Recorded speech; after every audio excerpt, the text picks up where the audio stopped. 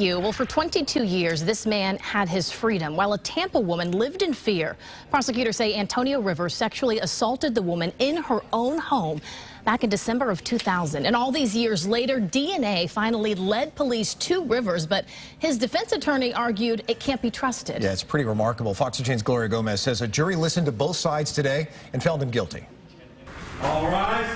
Antonio Rivers got cold feet at the last minute and decided not to testify in his own defense. But the jury had plenty to hear from the prosecutor. Antonio Rivers is guilty. Who pointed the finger at Rivers as the man who raped the victim at gunpoint 22 years ago. The science that has been presented to you is what tells us that Antonio Rivers is guilty.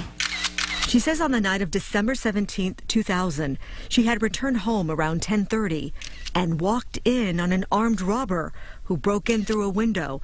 She says he was wearing a mask and pointed a gun at her, demanding money. She told him she didn't have any. That's when she says he forced her into the bathroom and sexually assaulted her. And I still was just praying, please don't kill me. Please don't kill me.